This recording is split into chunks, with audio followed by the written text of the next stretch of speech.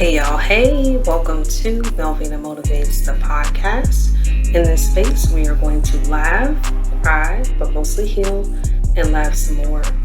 It is my goal to take you from stuck to your absolute greatest by sharing my personal healing journey with you. I am clear that my life's purpose is to be a safe space and place for others so that they can return to their true self. Hop along for the ride. You won't be disappointed. So, again, welcome to Melvina Motivates, the podcast. Hey, everybody. Welcome back. We made it to episode 5. We're halfway through the first season of Melvina Motivates, the podcast. And hopefully you guys have been really enjoying the ride with me. I've been having so much fun recording these episodes for you. Again, the feedback is really good. It would be great if I could get that feedback in the comment sections, whether it's on SoundCloud, the Facebook page, under melvinamotivates.com, something like that. Give me some feedback, y'all. I get the feedback via like text message or something like that. But I need it out there for the others, for the world to see. So let's hop right into it. We ain't gonna waste no time. So let's talk about episode 4. Hopefully y'all got in tune with it. As Prince Drive would say, tapping in, being in tune, all of that. Episode 4, I'm not gonna lie, it's kind of my favorite so far. Been kind of doing like my own studying of everything and re-listening to the things that's been already put out there. And I'm not gonna lie, episode 4 was lit. You just really hear the organicness of it, like the sound production and the add-ins and the add-ons were just perfectly placed. On top of, did y'all check out the sample and the teaser for the song Temp or Temperature? Can I tell you, radically dope. All right.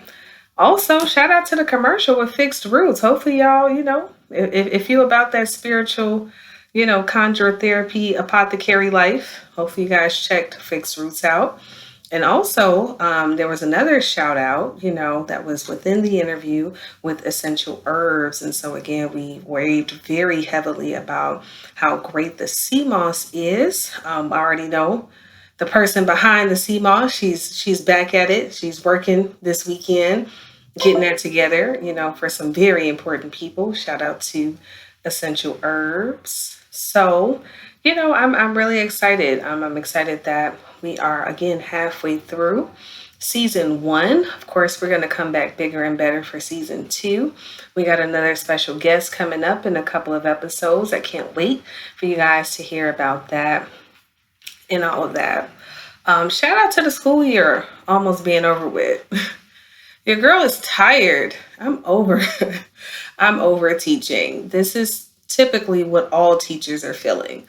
Okay. Now, there are the teachers that are working in the metropolitan Chicago area. We're exhausted.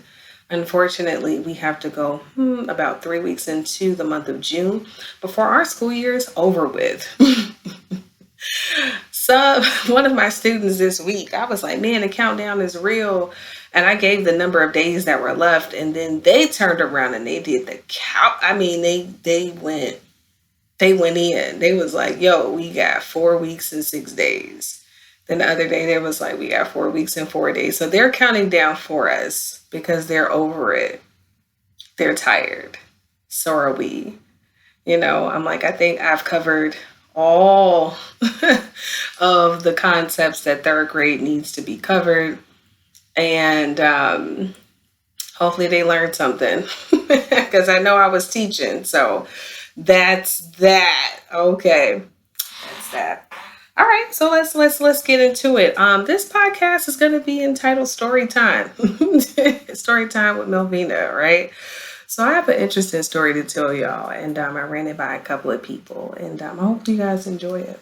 So let's take y'all back to a couple of weeks ago, right? So I, Matt was, invited to a little birthday party, and Matt had his first little altercation at a birthday party. Brace yourselves, because I was like, oh, snap. So Matt, there was a bounty house there. I'm freaking out about the germs and everything. Made sure I had my Lysol, my disinfectant wipes, the whole nine. Like I'm like on helicopter mom duty, making sure he's good and everybody is aware that Matt's mom is present, right? So at some point, one of my homies, they were also at the birthday party. They brought, their daughter as well. And everybody's playing, they're doing their thing. We're chopping it up, catching up on, just I'm not gonna say like on lost time, but we were just kicking back, having conversation. And next thing you know, Matt got pushed, y'all. He got pushed. Dun dun dun. And I was like, oh shit. I'm not laughing. Matt looks at me and I'm looking at him as he's been pushed to the ground. Because he's, I've taught Matt how to verbalize and communicate how he's feeling. So I saw him trying to use, right, his mother's BA psychological remedies for this situation. Like he's trying to, reconcile verbally with things. However, it dawned on me, not everybody teaches their children that way, right? So Matt is pushed to the ground, and immediately, like seconds while he's on the ground, I get up and I walk over and I do what I do best, right? I'm in teacher mode at that point. So I, go over to both the children and I talk to them about it, trying to reconcile and figure out what happened. So, the boy who did it, he was like, oh, well, he tried to push me. And Matt's like, no, I didn't. And, and I was like, well, how can we all be able to play together where, we're not putting our hands on one another, right? And so it hit me. Y'all, I'm teaching my son how to verbalize himself and vocalize himself and communicate how he's feeling. I'm teaching him how to, come to, resolution through conflict resolution skills. But I'm missing a whole mark here by not teaching him how to defend himself, right? This brings me to story time. Let me take y'all back. I think this is about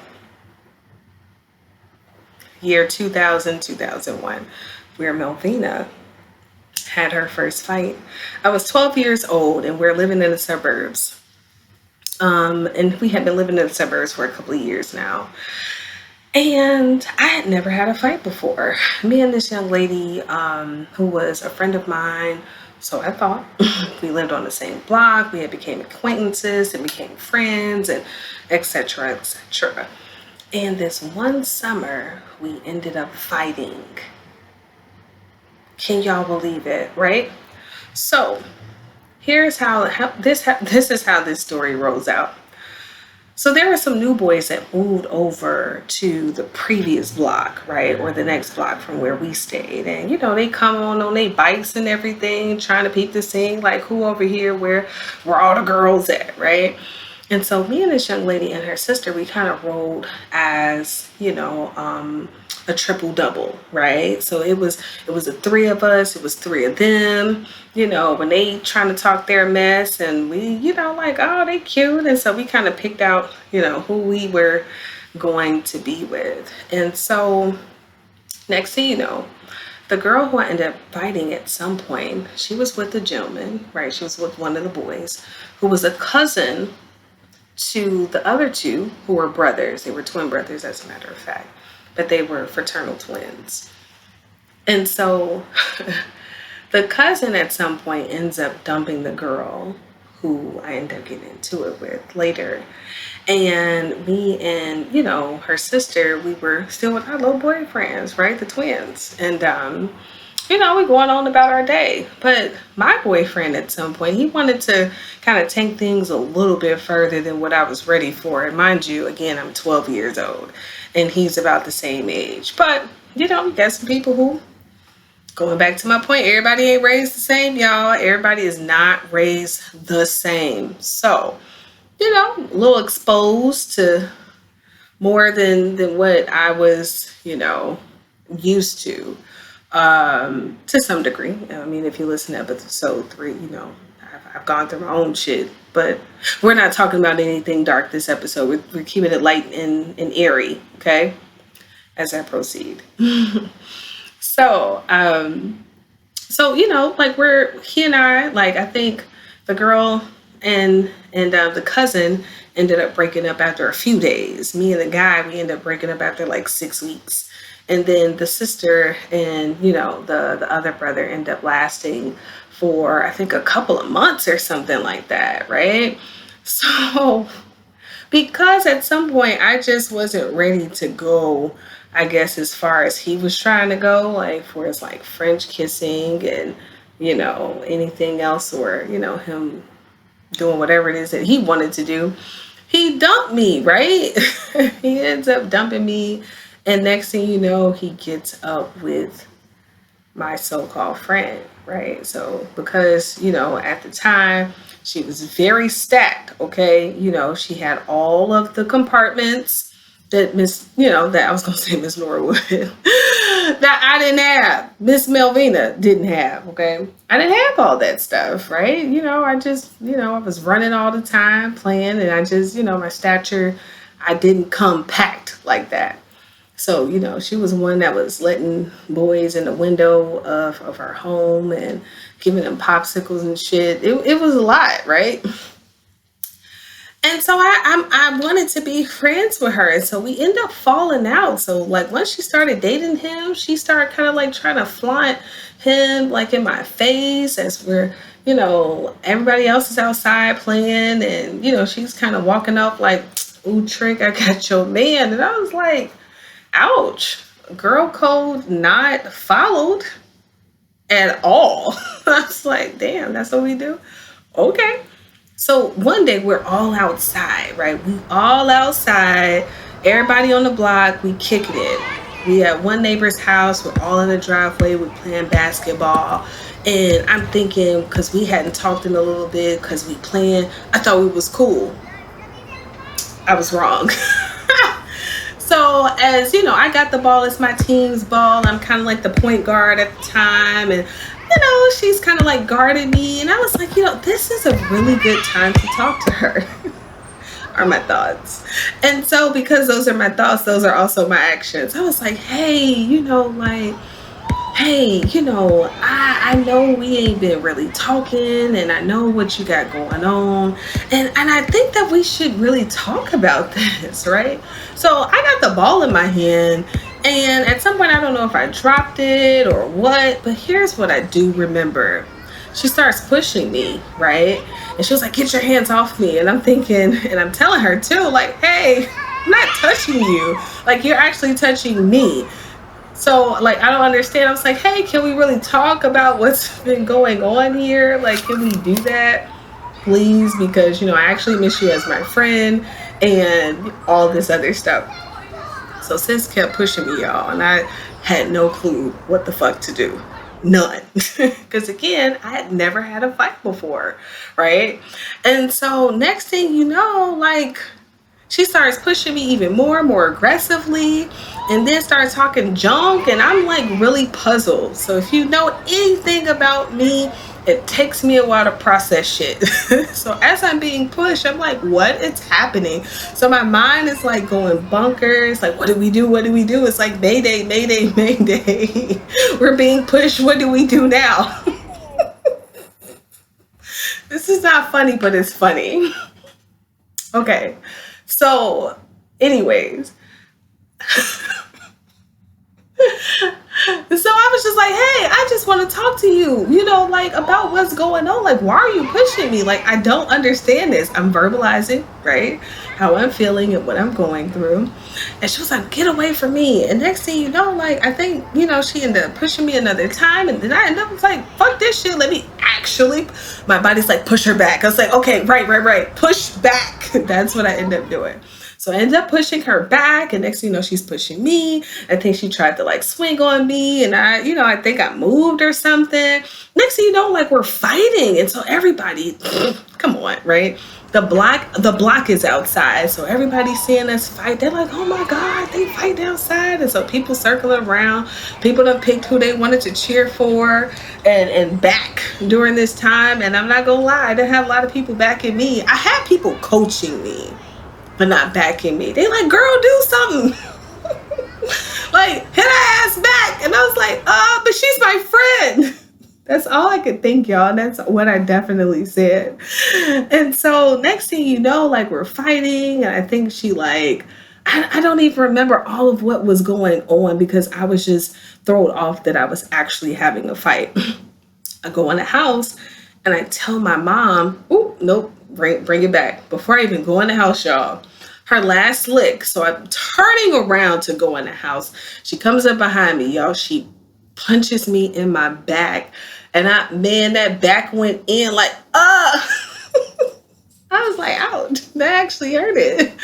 And I'm just like, I don't know what happened here, but I will definitely assume that I lost.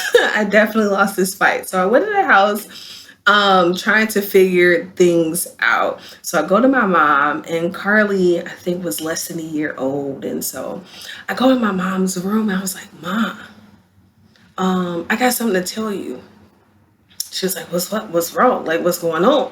I was like, "Mom, I just got into a fight. Who?" And she, okay, like moms do. Like, they're asking all these questions, and I tell her who I fought with. And she was like, her whole thing was, "Did you win?" I'm like, "No, I didn't." I definitely didn't win. And my mom was like, "Well, I don't believe that you got into a fight, so you need to go back out there and fight her again." I was like, whoa. Wait, what? Ma, I think you kind of got the game fucked up here. Like, did you not just hear me say I actually got beat up? And I'm trying to come to you and figure out, well, first of all, why did this happen? How did this happen? And why don't I know how to fight? Like, asking all of these things. And so my mom was kind of like in disbelief because she too had this aha moment that, she taught me how to fight. And she had taught my brother how to fight. Leisha was just savage as fuck. Like, you try to pull it with Leisha, I don't know. She just knew what to do. And Carly wasn't, formulated into cuss chimp and kick your ass chimp yet. Because, she was barely a year old. But that third kid, me, I didn't know what the fuck to do, y'all. But my mama was like, "What you will do is get your ass back out there and beat her ass." And I was like, "But how do you do that, right?" So we kind of had like this little quick, fight session, training session in the kitchen. And I really disappointed my mom. That's all I can say, guys, because she from St. Louis. And so she was rough and tough with her Afro puffs from day one, and she had a lot of relatives that helped her get, her furious, fiery hands going. I didn't have that. I believed everybody got along, rainbows, unicorns. This idea that we were putting our hands on one another was just mind-boggling for me as I proceed, right? So after this quick fight session or fight training session, she was like, "All right, get your ass out there." I was like, "What?" So I'm thinking, well, how the fuck do I go back outside and just fight her again? Do I like tap her on the shoulder? "Hey, like my mom said, I gotta fight you again. So let's just fight," right? Like, how do you go back out there? So my mom is really, if she wasn't gonna do shit else, she was gonna go out there and coach the whole thing, right? And kind of like set it up. So I guess that was the good part about this. And so I get back out there, everybody, hyping the whole situation up. Oh shit, she back outside. She back outside. And I'm like, yeah, I'm back outside. Let me give y'all a visual of what I had on. I do remember what I wore. I had on like these JCPenney Canyon blue cargo pants that I had rolled up all the way up to the knees, fake Bermuda shorts, right? or fake capris. And this Winnie the Pooh shirt that had on like all the characters. It was great. It was my favorite shirt at the time. So imagine that walking up to somebody else trying to say, hey girl, we got to fight again, because my mom didn't see the fight. You can't. But I did. I actually did. I was just like, hey, we got to fight again. She was like, what? It's like, hey, we got to fight again. We got to do it. And so I think she pushed me again. Oh God. Sis pushed me again, and I was like, okay, well, this is kind of how I remembered it the first time. And so like we started fighting, and I'm pushing her, and I think I had just a little bit more in the situation. I'm not gonna lie, y'all, I still lost the second time. I think somebody had their bike in the way. I remember falling over the bike. Sis ended up trying to like get on top of me. Thank God for my mom, because she came out of the woodworks with her damn duster on. And she was like, hey, that's enough. It's like, thank you, Jesus, because I don't know what I'm doing here, and this shit sucks. Like, why do I have to fight?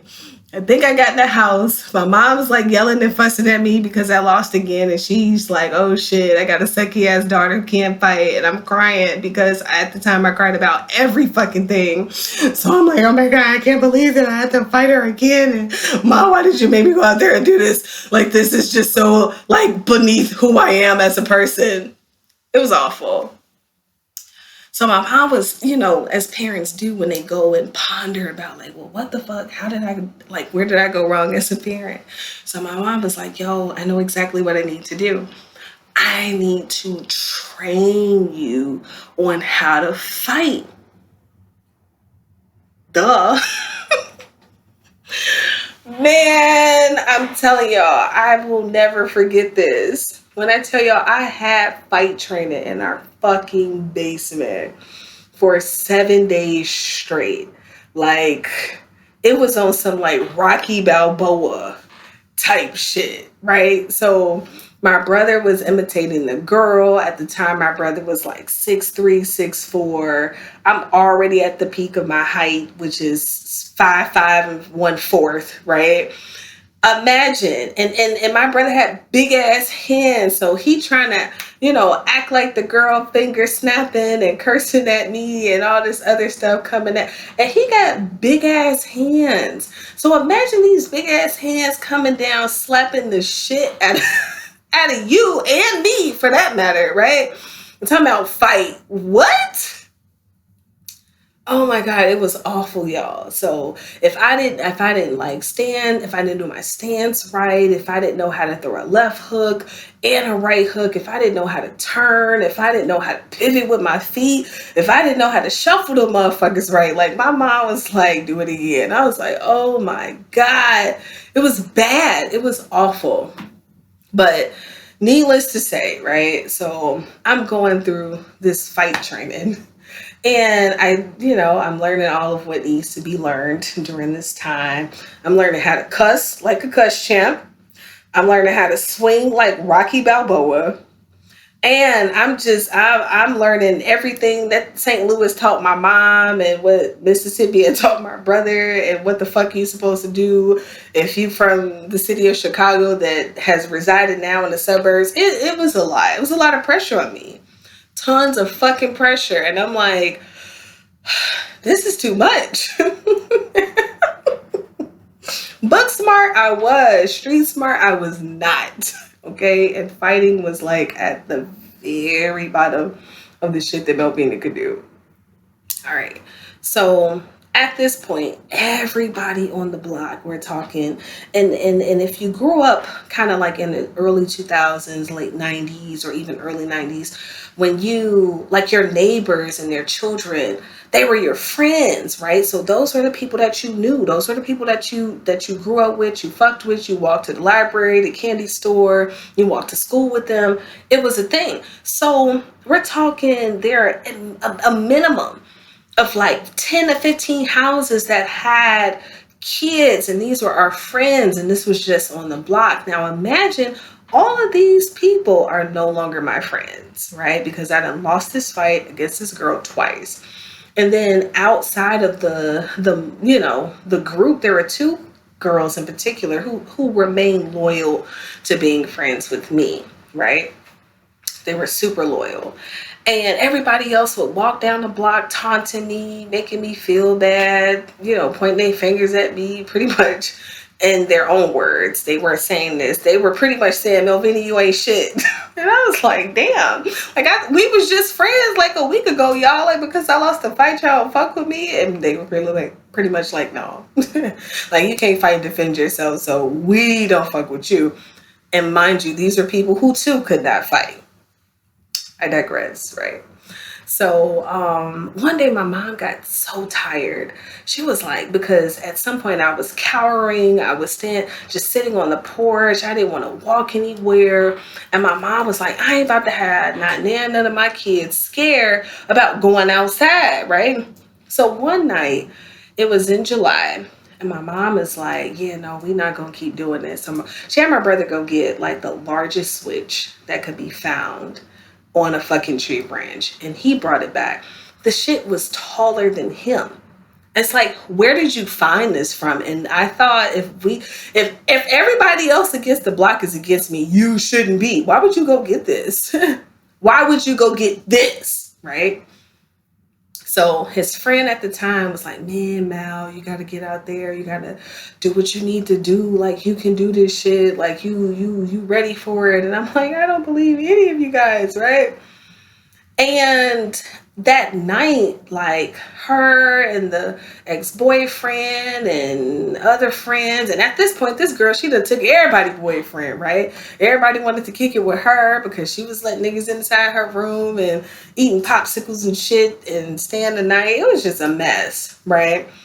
And so this one night, everybody walking up and down the block, making me feel like a loser, okay? And after I saw that switch, my mom's words to me was, either you go out here and you beat her ass, or you get your ass beat with this. Now, if any of y'all got a brain, I wasn't about to get beat with half a fucking tree branch. I wasn't going to do that. So I was like, well, I guess it's time for me to put all of the fight training in action. So I happen to get up and I come up with a plan. I think I talked it over with my older sister and my brother. Like, well, how do I go over there and approach her?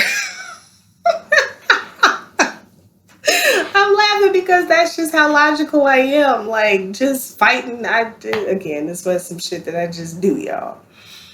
So anyways, so she, I think at the time, like, flicking a lighter or something in the middle of the street.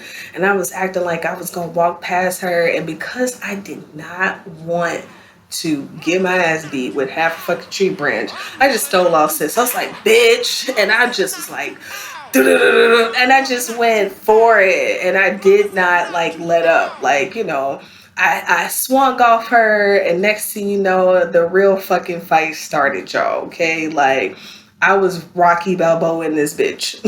Like, supreme, okay? So, I swung off her a couple of times, and next thing you know, I started ripping her shirt off, and next thing you know, I'm, like, putting the shirt over her head and using, ideas and tricks that everybody in the family that gave me, because I'm like, I will not be the mockery of the block and not be able to go to school or any of those things. And next thing you know, the rumble began. So her friend didn't jump in, and everybody just oohing and eyeing and everybody moving back. So, after I threw my few punches or whatever, I let her go. I'm talking my shit that I learned in, fight training and shit, just giving it all that I got, right? And so next thing you know, because I was landing these punches really good, she really couldn't handle it, right? So she's trying to come at me, and we really are duking it out. But I'm not gonna lie to y'all, like, I was laying sis out, okay? Like, these jabs with the turns, the shit that Muhammad Ali and real boxers know how to do. That's what the fuck my mom was teaching me how to do, y'all. Right? And I was practicing on someone who was 6'4", okay, and I'm only 5'5". Imagine that, right? So I'm cussing like Cuss Champ, fighting like Rocky and Muhammad Ali and all this other stuff. So she go with this foot shuffle, and I'm eyeing her and everything, and she thought that I was only gonna be hitting her with the right. Then I switched it on sis, hit her with the cold left. She didn't want to fight no more. Okay, my mama coming outside orchestrating like the G that she is. She like, hey, everybody get your ass back. They gonna fight head up. And I was just like, is there bets going on out here? Like, what's happening, right? But either way.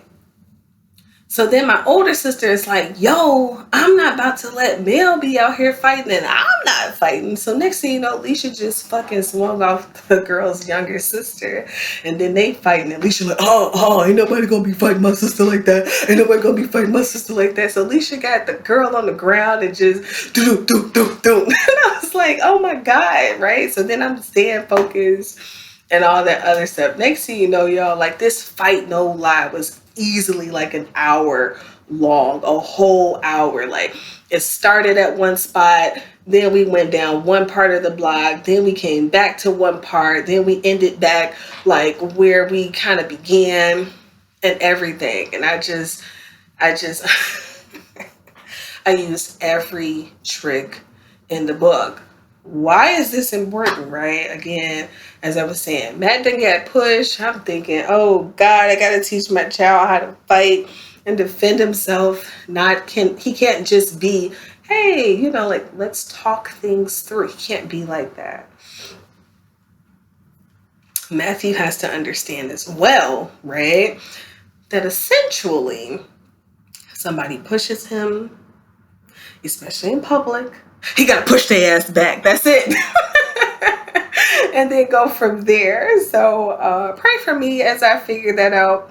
And I hope you guys understand where I'm coming from. And I hope you guys low-key enjoyed that story. Now, to be honest, I think I've only had, only 2 fights.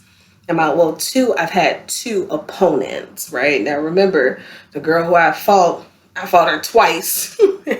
Got beat up twice, then fought her the 3rd time, beat her ass, right? And then I got into it again. We ain't gonna talk about that one. There's a few elements with that situation that we won't talk about. But anyways, I had 2 fights and that's it. Because Melvina don't fight. I communicate. I talk my shit through. So hopefully you guys enjoyed that. And don't laugh too hard. All right. Don't laugh too hard at me because that's my truth. That's definitely my truth. All right. So hopefully you guys enjoyed that. Now here's a word from our sponsors. Are you tired of people continually putting their monkeys on your backs, talking crazy to you, and not allowing you to voice your opinion and vocalize yourself as you need to? And you're like, hey, I'm tired of this.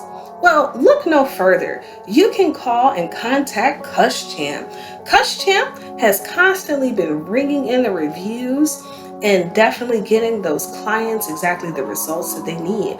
Messing around with CussChamp, again, you will be able to get some apologies, you'll be getting compensated, and then you'll be getting that time back, and most importantly, those monkeys off your back.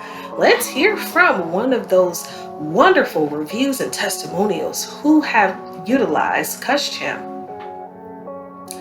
Well, so I had this problem with these people at my job, and because of the pandemic and shit, I got to keep my job, and so I'm just like, well, I know how to cuss motherfuckers out, but I ain't gonna do that. So I had heard this commercial about CussChamp, and I was like, yeah, let me give CussChamp a call because I need these monkeys off my back. So I called CussChamp and I was like, hey, here's the situation. I told her what it was, and then next thing you know, she did what she needed to do, and then next thing you know, they pulled me into a meeting or whatever, talking about, hey, Shanique, I need to talk to you.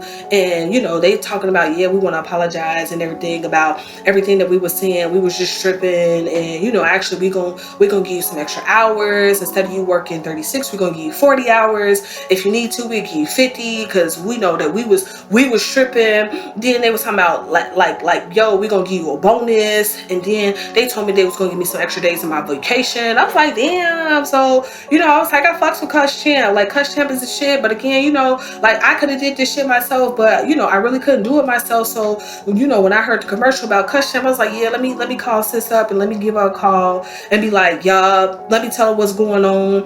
And her prices, she real reasonable too. I was like, yeah, I got that. That ain't shit for me. I went under my mattress or whatever, counted out a couple of things, and then I put it in the bank, and then I sent it to her via, Zelle and shit. And I was just like, all right, I told her what the situation was. In a couple of days, she handled my lightweight, and then, I got all that stuff that I was just telling y'all about. So, you got some monkeys on your back and shit, just give Cuss Champ a call. So, just do that. All right, everybody, that was another testimonial from our sponsor, Cuss Champ. If you guys have any issues and monkeys on your back, again, give Cuss Champ a call, because Cuss Champ will get the monkeys off of your back, because that's what she does. All right, everybody, and we're back. Cuss Champ, that commercial was always hilarious, right? So, no lie, Cuss Champ is Cuss Champ. She had a situation not that long ago where she was putting, she had people speechless, okay? All right, come on, everybody, let's reel it back in. We're done with Cuss Champ. Let's get on into some questions, and then after that, we'll call it a wrap. So here we go. Let's take a look at the Facebook community and see the questions that they've asked. And so question number 1 this go around is, where is Matt? 2 exclamation points and a question mark, right? Currently, Matt is in the bed asleep. Yeah, when this question was asked, Matt was with his TTs, Matt was with cousins, Matt was with his daddy. He was not with his mama. But now he is, and he's in the bed. Second question, where or how do you find the strength to push through situations when things get really ... weird? I won't say bad, just weird. And so for me, what's very helpful is when I really think about my long-term goals, things that I want to accomplish, and depending on the situation, depending on the actions that need to be taken, I definitely think about where it is that I want to be. Where do I want to be next year? Where do I want to be in 3 years? Where do I want to be in 5 years? And so when I think about where I want to be, I make sure that, whatever actions that are appropriate, they are aligned with that, so I can keep moving and pushing forward. Great question. Next question. Is it hard to be the bigger person in situations? Do you usually take the highway out or stoop to other people's levels? This question here, let me tell y'all something. And we gonna really unpack that in episode 6. For the longest, I've always been the person to be the bigger person. There are situations that came my way. I would definitely always take the high road. I would be the one to mediate and do the reconciliation, extending olive branches, because I don't like when there isn't peace. I don't like conflict. I don't like negative energy or things of that nature. It's not often that I step down or stoop down to people's levels, but if I have to, because of the story y'all heard, I can go there, right? I can go there. I can get down there if I need to. Next question, how to address people using you. Come on, y'all, how to address people using you. Well, I think for me, because conversation is very necessary. But before addressing the person, really taking a retrospect about, like, well, how has this person been using you, and how is it on your part or my part? How can I set up now boundaries? Let me be clear here. Melvina has not always had boundaries.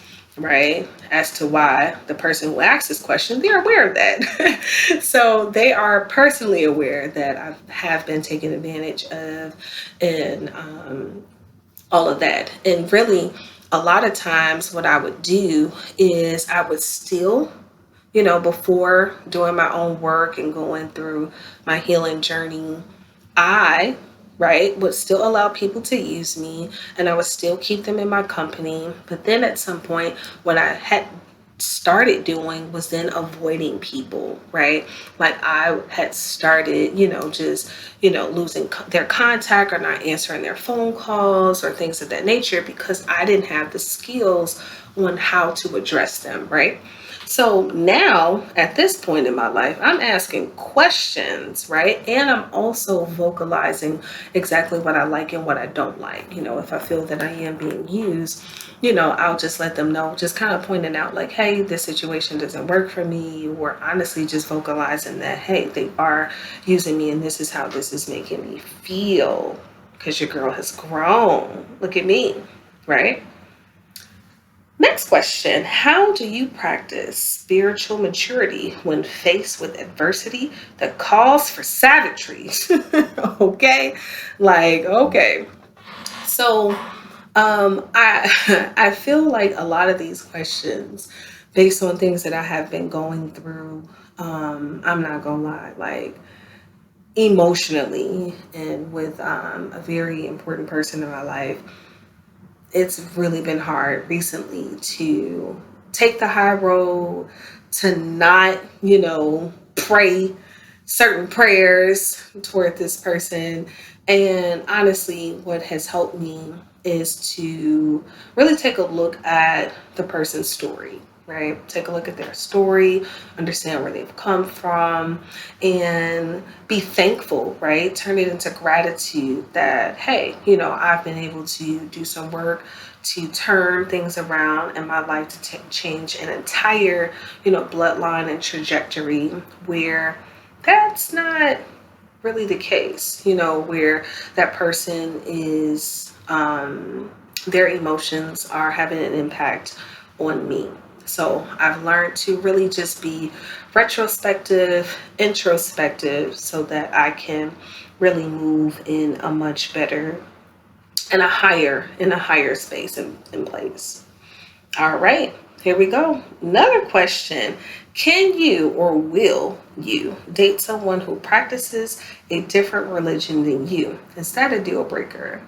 Well, newsflash, I've dated people who have different religion than I have. Like, they were Christian, but I grew up apostolic Pentecostal. One guy was Seventh-day Adventist. I think somebody was Catholic. Somebody was like Lutheran Protestant. And I'm gonna stop there. I guess I'm gonna keep going. There's another guy, who didn't really believe in religion, but he did.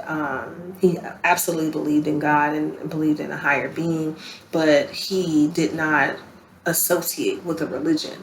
So he was more in tune with, like, ancient spiritual practices and things of that nature. And during those times, I was just honestly kind of going with the flow. And then, two, I was also figuring that, oh man, they got to be Christian, for them to be equally yoked. And to be honest, for me, based on my development, it's very important that somebody is aware that someone is, that there's a higher being outside of themselves. That's important. And then if someone is interested in ancient spiritual practices, like whether, their ancestry go as far as back as, Native American, or the original people of, the USA and native lands, or, if they're really into, African spirituality, I can't knock that. So religion, I'm going to say I'm going to do without. But if they're into, taking in their spirituality, if they have an understanding of who God is, and they have their own relationship with God, that's kind of where I reside with that. Yeah. Here we go. Have you ever dated outside your race? Would you consider it if you haven't? And what concerns did or don't you have about being in an interracial relationship based on the latter? Let me tell y'all something. So, I dated an African. I'm not gonna say this other guy we dated, but we kicked it. He was Puerto Rican. Yeah, and we gonna pause right there. We had fun. But most of the guys I've dated definitely have been African American or black. And I'm telling y'all, if I can't get it together with these brothers, man, the Latino community, here I come, because I love how they move. First of all, these brothers are super, and I'm going to use the word swanky, okay? Not swaggy, but swanky. They're very romantic. They're super in tune, and I just love how they love. Okay, talk to me in Espanol. Okay, speak your language in my ear. So that's definitely where I would consider. When I was younger, I'm not gonna lie, I considered dating a white person just because I felt like white people and black people make really awesome and pretty babies, but that was me being really shallow, and I was extremely young when I had those thoughts. But yes, poppy me. All right. And that's, again, if the brothers don't work out. So concerns now. If this is like somebody who is new to the country, new to the American life, in quotes, and the language barrier, right? Like, I'm understanding in recent years, within the last decade, that like the Latino community, like, is super vast. So not everybody's Spanish, or Spanish is the same, right? Like, if you're from certain parts of South America, you're speaking Portuguese. If you're from Mexico, your Spanish is different from somebody coming from Spain, and from Puerto Rico, like Puerto Rico and Dominican, and all of that stuff. Like, the Spanish is different. So, when I was in school, I took Spanish, but the Spanish that I was taught was like the Spaniard Spanish. So, they're willing to teach me. That's kind of like the only thing. Yeah. Poppy. All right, here we go. Another question. How can you consistently maintain contentment? Ooh. I read this question before, and I had to read it a few times, and now it's one of those questions that's kind of a stomper here. But let's read it again. How can you consistently maintain contentment? I'm not gonna lie, I'm a very consistently inconsistent person, right? So, yeah, like, one minute I'm exercising, and next minute I'm not. One minute I'm eating healthy, next minute I'm not. One minute I'm waking up early and meditating and praying, or getting things together with work early, next minute I'm not. So, I feel like this question is challenging me to tap into being consistent, aka being more disciplined. But when it comes down to contentment in general, sometimes I can kind of get into like that tunnel vision, where, depending on what the thing is, like with work, right? So there's contentment with the work that I do. So just being content with it, knowing that I need to get up, knowing that there are people who are depending on me to show up to teach. That's kind of the thing. Being content with being a mom, knowing that, again, somebody outside of myself is depending on me to make sure that they're nurtured, that they're loved, that they're fed, that they're clothed, that they're bathed, all of those things. And I guess to answer the question essentially is, it's outside of myself. If I know that there's somebody out there like depending on me, needing me, then I kind of can turn that focus to that. All right, everybody. Last and final question is from my brother. Shout out to my brother. And of course, my sister, she did ask a question on here, because I can't say my brother asked and then my sister didn't. Okay. So Carly definitely put, out there how to address people using you. And here's my brother's question. He's like, would you rather be tolerated or loved? And what's the difference between the two? Okay, would you rather be tolerated? Let me tell y'all something. Don't tolerate me. I'm nothing to be just tolerated. I am something to be loved. Okay, so loved, I'm going to go with loved for 2000 with this one. And I would say the difference between the two, I would say when I think of like the word tolerated, it's just like you just taking up space. Like it's, people are just dealing with you because you're just there. People aren't there trying to get to know you, wanting to connect with you and know you on a deeper level. When you're talking about love, you're talking about understanding. You're talking about getting to know somebody at their core, understanding their strengths, their weaknesses, and going as far as who they are when it comes down to their characteristics and their values, their morals, and it takes a lot of compassion and understanding and time and patience when you're talking about love, and all of those things are done without conditions. You know what I'm saying? So I think those are the difference of the two. And so I hope this is a good wrap up for the show, y'all. A shout out to these questions. I definitely appreciate every single person who definitely, chimed in on the Facebook community, asked the questions. I look forward to doing episode 6. Again, we are halfway through season 1. And if you have not already, please, whether it's on SoundCloud, MelvinaMotivates.com, the Facebook page, so an IG page, type in Melvina Motivates wherever you can find it. Drop a comment under either of the podcasts or all of the podcasts if you listen to all of them. Tell me your honest and earnest feedback from everything, because season 2 is halfway here. So this has been fun. I enjoyed telling on myself about how I went through my caterpillar experience and turned into like Rocky the Balboa butterfly, and how that applies to how I need to do the same with my son. So catch us in episode 6. If you haven't listened to episode 1, 2, 3, 4, please go do so. Definitely leave a comment. Definitely laugh. Okay, we laugh in episode 5, and we will holler at you all in the next one.